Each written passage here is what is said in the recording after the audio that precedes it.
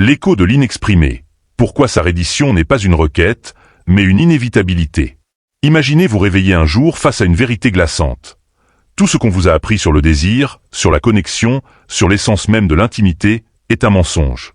On vous a conditionné à être respectueux, à demander la permission, à attendre un signe, à marcher sur des œufs pour ne pas la brusquer. L'intention est, sans conteste, noble. Les faits, dévastateurs. Car voici le grand paradoxe de la nature humaine, une vérité aussi dérangeante que profonde. Les femmes ne se rendent pas à l'homme qui demande l'intimité. Elles se rendent à l'homme qui la crée. Sentez-vous le poids de cette affirmation?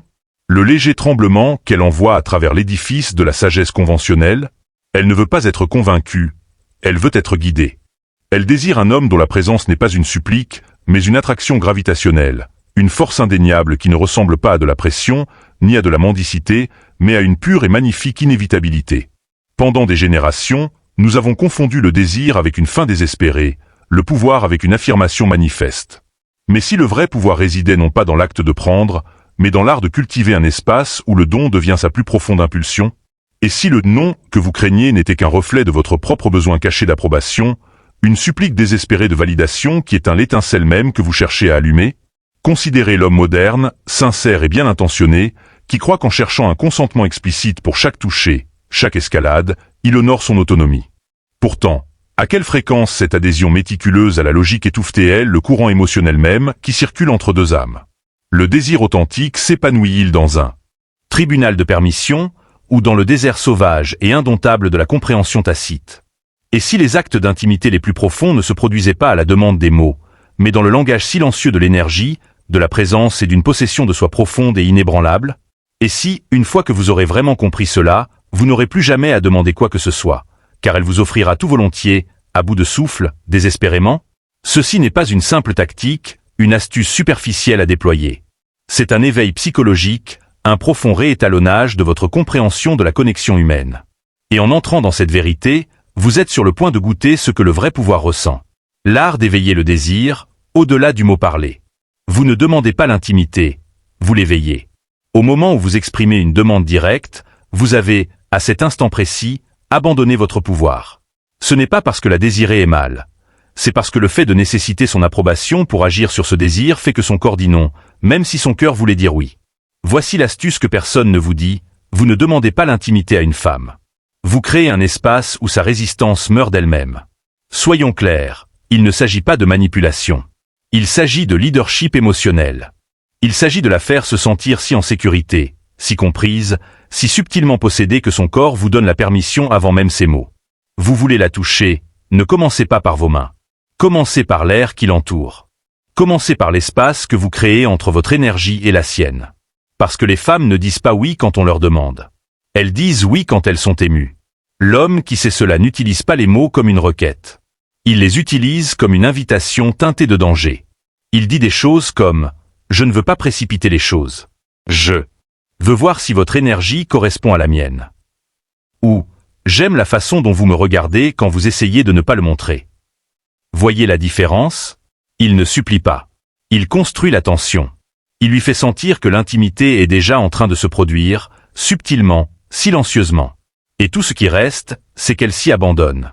C'est le cœur de l'astuce psychologique. Vous ne demandez pas avec votre bouche, vous demandez avec votre énergie. Vous la menez vers un choix qu'elle a déjà émotionnellement fait. Voici à quoi cela ressemble dans la vie réelle. Vous la regardez dans les yeux juste une seconde de plus que nécessaire. Vous baissez la voix, non pas pour paraître sexy, mais pour ralentir son esprit. Vous la touchez avec intention. Une main sur le bas de son dos, pas les deux. Vous vous penchez en arrière, pas en avant. Parce que l'homme qui a le contrôle ne court pas après. Il attire. Chaque mouvement que vous faites doit dire « Je n'attends pas la permission. J'attends l'alignement. » Si elle se sent en sécurité, elle se rapprochera. Sinon, elle ne le fera pas. Mais de toute façon, vous n'avez pas demandé. Vous avez dirigé. Et voici la partie la plus critique. Quand vous restez indifférent à son nom, c'est alors que son peut-être se transforme en curiosité. Parce que maintenant, vous n'êtes plus un homme qui a besoin qu'elle dise oui. Vous êtes un homme qui attire le oui sans effort. Et c'est ce qui lui donne envie de se donner à vous comme si c'était son idée. Ce n'est pas une astuce. C'est de la séduction stoïcienne. Et cela ne rate jamais. L'illusion du contrôle. Pourquoi sa reddition est son idée.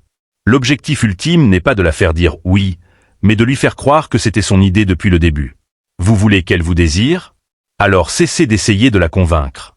Commencez plutôt par devenir l'homme qui comprend une vérité primale et indéniable. Les femmes ne se rendent pas à la pression. Elles se rendent à la permission. Et le seul homme à qui elles se rendent vraiment est celui qui leur fait sentir que l'impulsion, le désir, la décision même de fusionner, n'était pas la sienne, mais la leur depuis le tout début. C'est la profonde perspicacité psychologique, non pas de la manipulation, mais de l'invitation. Vous n'avancez pas parce que vous y êtes autorisé. Vous avancez parce que l'air même, l'énergie tacite entre vous, est déjà lourde, vibrante, d'un oui indéniable.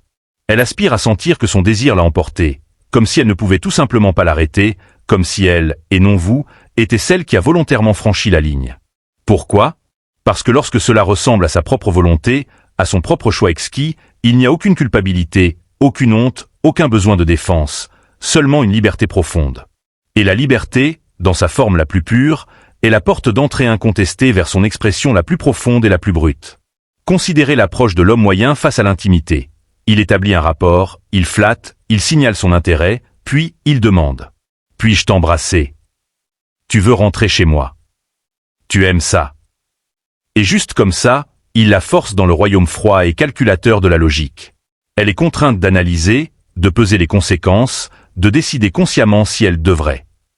Mais une femme ne tombe pas dans l'intimité par la logique. Elle tombe quand ses émotions s'emballent, loin devant son esprit rationnel. Elle tombe quand elle se sent inexplicablement se rapprocher et ne sait pas pourquoi. Elle tombe quand votre voix lui fait oublier la notion même du temps, quand votre silence la rend nerveuse d'une manière qu'elle désire secrètement, farouchement. L'homme qui comprend cela ne pousse pas. Il attire sans tirer. Il observe le subtil changement dans son corps quand il parle. Il remarque le souffle coupé, le léger tremblement qui trahissait. Remous interiors. Il lit ses silences, non pas pour réagir impulsivement, mais pour répondre par sa présence. Il ne déclare pas « je te veux ». Au lieu de cela, il pourrait murmurer « j'aime la façon dont tu me regardes quand tu retiens quelque chose ». Et juste comme ça, son esprit s'emballe. Elle commence à se demander « que voit-il en moi que je n'ai pas montré ? Pourquoi est-ce que j'ai l'impression d'être celle qui chasse ?» Parce que vous avez inversé le scénario. Vous n'avez pas seulement touché sa peau, vous avez touché son ego. Vous l'avez rendu vulnérable.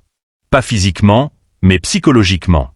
Et les femmes, dans leur essence la plus profonde, désirent ce genre d'exposition précisément parce qu'elle est si incroyablement rare. Et ce qui est rare, vraiment rare, cela est désiré. Lorsqu'une femme sent vraiment qu'elle a initié, qu'elle a perdu le contrôle, qu'elle a fait le premier pas, même s'il était d'une subtilité exquise, ce souvenir s'imprime en elle. Elle le rejouera encore et encore, car cela lui permet d'éprouver deux sensations opposées, mais profondément satisfaisantes, simultanément. Elle se sent autonome et submergée, totalement en contrôle et pourtant avide de plus. C'est ça, le point idéal. Le chef d'orchestre du désir, comment guider attise sa nature sauvage. Parlons maintenant de l'alchimie subtile de la prestation. Que devez-vous faire? Vous devez ralentir votre débit de parole. Vous parlez avec des pensées inachevées, laissant des silences intrigants que son esprit est invité à combler. Vous ne répondez pas à toutes les questions. Au lieu de cela, vous créez des lacunes de curiosité, permettant au silence de vibrer entre vous comme une électricité brute. Vous ne donnez pas d'ordre. Viens. Vous pourriez dire, j'avais l'intention de passer la soirée seule, à moins que cela ne change. Vous ne déclarez pas, je te veux. Vous. Ce que la plupart des hommes ne réalisent pas, c'est ceci. Les femmes n'attendent pas la permission de se rendre. Elles attendent un homme qui sait maintenir cette reddition une fois qu'elle est donnée.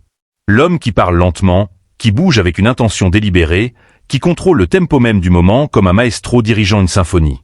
Il n'a pas besoin qu'elle fasse un mouvement. Il donne le ton si clairement, si puissamment, que sa seule vraie décision est de suivre. Non pas parce qu'il a forcé, mais parce qu'il a rendu sur le fait de lâcher prise. Et la sécurité, dans ce contexte, n'implique pas la douceur. Elle signifie la certitude. Il ne pense pas « devrais-je l'embrasser ?» Il la lit, sentant le courant invisible qui les unit. Et quand il est indéniablement là, il ne demande pas. Il bouge calmement, lentement, avec présence, et laisse sa réaction lui dire tout ce qu'il a besoin de savoir. Parce qu'une femme n'a pas besoin que vous lui demandiez si elle est prête.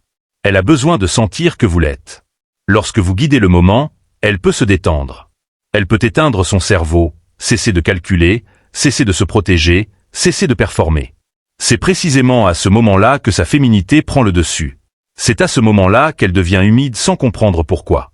C'est à ce moment-là qu'elle commence instinctivement à vous tendre la main, parce que votre énergie a silencieusement déclaré « Je m'en occupe ». Et voici la triste vérité. La plupart des femmes n'ont jamais vraiment vécu cela. Un homme pleinement ancré, pleinement présent, pleinement imperturbable par le résultat. Elles sont habituées aux hommes qui se précipitent, qui s'excusent de désirer, qui agissent avec audace jusqu'à ce qu'elles se retirent, pour soudainement redevenir un garçon insécure et tremblant, essayant désespérément de mériter cela. C'est à ce moment-là que son intérêt, et son désir, diminuent inévitablement. Mais l'homme stoïcien, celui qui bouge lentement, parle peu et écoute profondément, il devient un récipient pour son chaos. Et c'est cela, par-dessus tout, ce qu'elle veut vraiment, ce qu'elle désire secrètement. Parce que l'énergie féminine est sauvage. Elle aspire à se répandre, à tourbillonner, à exploser. Mais elle ne peut le faire qu'en présence de quelque chose d'assez fort, d'assez inébranlable pour la contenir. Alors, si vous cherchez l'intimité, la vraie intimité, non seulement son corps, mais son âme même, alors ne vous précipitez pas. Guide us. Ralentissez tout. Dites moins. Laissez votre regard en dire plus. Laissez votre respiration contrôler l'ambiance de la pièce. Laissez vos mains guider sans s'agripper. Elle le sentira. Elle vous sentira. Et voici la conséquence inévitable et magnifique. Elle commence à se pencher sans s'en rendre compte. Elle rit plus doucement. Elle vous touche davantage. Elle reflète votre rythme, votre profonde immobilité. Et quand le moment arrive enfin, elle vous donne tout. Non pas parce qu'elle a ressenti de la pression, mais parce qu'elle s'est sentie choisie. Parce qu'elle a vécu l'expérience profonde d'un moment où elle n'a pas eu à jouer un rôle, n'a pas eu à diriger, n'a pas eu à porter le poids. C'est ce dont les femmes ont soif. Pas de simple plaisir, pas de performance, mais du soulagement. Et le seul homme qui peut lui donner ce soulagement profond est celui qui guide. L'homme qui ne demande pas « est-ce que ça va ?», mais qui, par sa seule présence, par son inébranlable calme, dit « ceci est à toi quand tu seras prête ».